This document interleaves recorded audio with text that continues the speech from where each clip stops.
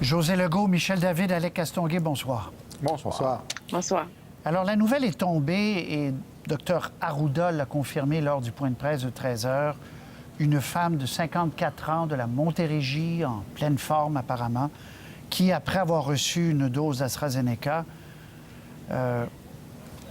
est décédée vendredi au CUSUM. Alors, évidemment, ça jette pour plusieurs. Il y a 400 000, je vous montre le tableau, il y a 400 000 personnes et plus, juste au Québec, qui ont reçu l'AstraZeneca. Alors là, les gens, inévitablement, ça augmente le degré d'inquiétude. Mais tous, puis on va les écouter avant de vous donner la parole, entre autres M. Legault et M. Dubé, ont dit le risque, même si c'est tragique, vaut la peine. On écoute. On a vacciné 400 000 personnes AstraZeneca.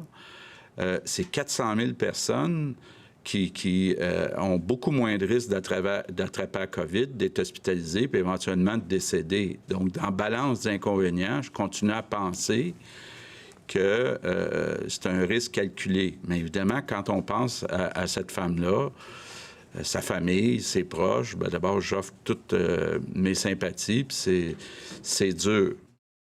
Il faut bien comprendre que il y a un risque, il y a toujours eu un risque, mais on l'a dit, ce risque-là d'effets collatéraux sont de 1 pour 100 000. Quand on regarde tous les bénéfices de la vaccination, regardez le nombre de décès qui est en baisse, le nombre d'hospitalisations, comment on a pris le contrôle dans nos CHSLD grâce à la vaccination. Je pense que l'équation, elle est facile à faire, mais malheureusement, ça arrive de ces cas-là, puis je pense que les gens vont continuer d'aller se faire vacciner. Alors, José Legault, on le savait, je me répète, mais c'est une chose de le savoir, c'est une autre chose que d'imaginer cette femme vendredi. Alors, c'est sûr que c'est un choc quand même. José. Oui, tout à fait. Et je peux comprendre d'un point de vue scientifique, là, toutes les explications, les rationalisations, mais c'est sûr que c'est un décès, c'est une personne qui, bon, on nous dit qu'il était en pleine forme. Ça fait partie des risques. Personnellement, je ne me prononcerai pas sur la question des vaccins. C'est vraiment pas mon expertise. Mais c'est clair que lorsqu'on regarde ce qui s'est passé en Grande-Bretagne, par exemple, on a utilisé énormément d'AstraZeneca. Il y a quand même, ça a contribué aussi à la baisse de la propagation, des hospitalisations, etc. Cela étant dit, c'est clair que c'est pour chaque personne, et tout particulièrement les femmes, hein, qui sont peut-être plus sujettes à cet effet possible-là, de réfléchir, de prendre une décision éclairée, mais c'est une décision très personnelle. Mais c'est certain que la nouvelle d'aujourd'hui ne va pas nécessairement aider la réputation d'un vaccin qui, à tort ou à raison, était déjà un peu boiteuse. Oui, Michel David. Oui, bien, on savait qu'il y avait un risque, bien sûr. C'est triste. D'ailleurs, on voit que l'évaluation était bonne. 400 000 doses qui ont été injectées et il y a 4 victimes, enfin 4 personnes qui ont subi des thromboses, dont une est décédée. Alors, on est vraiment dans les chiffres qui étaient prévisibles. Maintenant, je me souviens qu'au départ, on avait dit qu'on réservait ce vaccin-là aux 65 ans et plus. Madame qui est décédée a 54 ans. Alors, évidemment, la question, il est évident que si elle n'avait pas reçu le vaccin, elle ne serait pas décédée, mais il reste que, je présume que le risque augmente avec la jeunesse, avec l'âge auquel on le reçoit. Alors, est-ce que là, on est rendu aux 45 ans et plus? Au Canada, c'est 30 ans et plus. J'imagine qu'il y a des gens qui ont moins de 55 ans, par exemple, moins de 40 ans, qui vont y penser à 2 fois avant d'y aller. Oui, ça, c'est ce que le gouvernement ne veut pas, en fait, Alec, que ça refroidisse des gens qui doutent, mais ça peut arriver à court terme, en tout cas. Oui, je les ai trouvés quand même assez secoués, le trio santé, là, par rapport à ce cas-là. Probablement parce que ça les touche directement. Les statistiques, c'est une chose. D'avoir les informations sur quelqu'un qui concrètement a subi les conséquences de la vaccination, c'en est une autre. Mais je pense qu'ils ont aussi une pointe d'inquiétude là, sur la suite des choses. comment les gens vont recevoir cette nouvelle-là. Il y avait un engouement très manifeste pour l'AstraZeneca dans les derniers jours. Là, certainement qu'il y en a qui vont y penser à 2 fois. Oui, les bénéfices sont bien plus grands que les risques. Vous avez beaucoup de risques de subir une thrombose si vous attrapez la COVID-19, bien plus grand comme risque que si vous avez le vaccin. Mais il y a quand même des gens qui vont se poser la question. Alors, en termes de communication politique, communication publique, comment on va raffiner le message et que ça va être suffisant? Il faudra y penser, là, parce que certainement que ça pourrait influer sur la suite des choses. C'est pas le vaccin qu'on reçoit en plus grande quantité, mais c'est quand même un vaccin qui était important dans l'arsenal du gouvernement du Québec. Ouais, c'est un défi, et d'autant qu'aujourd'hui, on essayait de convaincre certaines clientèles d'y aller. Puis on disait, si vous ne venez pas cette semaine, peut-être qu'on va ouvrir à tout le monde, Michel David, je relance avec vous, peut-être qu'on va ouvrir à tout le monde plus tôt que prévu la vaccination. Oui, bien, écoutez, la vaccination, je pense, de façon générale, va très bien. Je ne sais pas si ça dépasse les prévisions que vous avez faites, mais on voit là, les chiffres. Le Québec est le 2e, je pense, après la Saskatchewan. Alors, ça se déroule bien. Maintenant, écoutez, là, les plages sont ouvertes pour les gens de ces catégories-là. S'ils ne se présentent pas pour toutes sortes de raisons, il y en a qui peuvent sans doute être excellentes, il me semble dans l'ordre des choses qu'on procède avec, qu'on élargisse. Et je ne veux pas dire tant pis pour les gens qui ne seront pas allés, mais on ne peut pas attendre non plus que tout le monde, là, avoir l'assurance que tout le monde soit vacciné avant de procéder. Et élargir, en quelque part, Josée, c'est simplifier aussi l'interface de communication. Là. Vous y allez et allez-y. Là. Oui, mais pour moi, ce sont 2 choses séparées. Moi, j'étais étonnée d'entendre ce commentaire-là au point de presse qui disait que les personnes, entre autres les personnes déficientes intellectuelles, leurs proches aidants, les personnes handicapées, qui n'avaient pas pris beaucoup de rendez-vous, mais la date qui avait été communiquée, c'était à partir du 28 avril pour la prise de rendez-vous, donc demain. Et le ministre de la Santé a annoncé hier après-midi que ce serait ce matin. C'est pas tout le monde au Québec qui est sur Twitter et qui suit le ministre de la Santé. Là, dans les organismes communautaires et dans les milieux de personnes handicapées, la date, c'était le 28 et elle a été répétée sur beaucoup, beaucoup de réseaux. Donc, moi, j'attendrai un petit peu.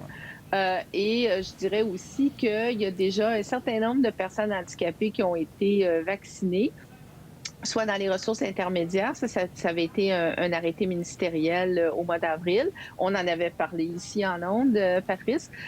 Et d'autres qui vivent dans leur famille, où il y a plusieurs familles qui ont pris le système D. Et qui ont été vaccinés de manière tout à fait en respectant les règles, mais qui ont fait appel à leur travailleur social, à leur CLSC, etc. Et là, c'était arbitraire. Là. Des fois, ça réussissait, des fois, ça réussissait pas. Donc, je serais moins pressée là-dessus. Là. OK, très bien. Je serais prudente. Bon, le français, ça fait 3-4 jours que je veux parler de ce sujet, puis l'actualité nous a forcé à faire autrement. Je vous fais entendre un petit extrait de M. Legault, c'était jeudi, où il parle de la clause d'un obstant, pas pour la loi 21, mais pour la langue de ce projet qu'on attend. On écoute, on revient. Comptez-vous utiliser justement la clause dérogatoire pour renforcer le projet de loi sur la charte de la langue française, comme Mme Anglade, justement, est prête à le faire? Bien, on ne l'exclut sûrement pas, là, mais je ne veux pas scooper notre annonce. Mais il ne faut sûrement pas l'exclure. Mais vous allez le voir quand on va déposer le projet de loi. Pas l'exclure, ça veut dire ça veut dire qu'on peut l'utiliser, qu'il y a des bonnes chances qu'on l'utilise. On attend, je le rappelle, on en a beaucoup parlé à ce panel, le projet de loi ou le bouquet de mesures que nous promet le ministre Jolin Barrette. Michel David, vous aviez un texte intéressant dans Le Devoir ce matin. Vous dites, est-ce que, par exemple, ça ne pourrait pas être le retour de l'affichage uniquement en français? Et là, on aurait besoin de la clause dérogatoire pour ça. Est-ce que vous pensez qu'il jongle avec ça? Est-ce que ça pourrait être une des mesures qui pourrait définir, M. Legault? Bien, honnêtement, je le souhaiterais, mais je ne m'attends pas à ça. Mais quand M. Legault a déclaré ce qu'on a entendu tantôt, je me suis tout de suite posé la question parce qu'il y a beaucoup de choses qui sont prévisibles là, dans le projet de loi que M. Jolin Barrette va déposer. Mais des choses qui n'exigent pas, en principe, une clause non-obstant. Si on plafonne le nombre d'admissions dans les cégeps anglais, par exemple, je ne pense pas qu'on ait peur que ça soit renversé par les tribunaux. Même chose pour la langue au travail. Étendre la francisation aux entreprises là, de 26 à 49 employés, je ne pense pas non plus que ça soit un cas de se présenter devant un tribunal, pas plus que par exemple, mettre en vigueur l'article d'une loi qui n'a jamais été finalement mise en vigueur, qui forcerait le gouvernement à s'adresser en français aux entreprises ou aux immigrants.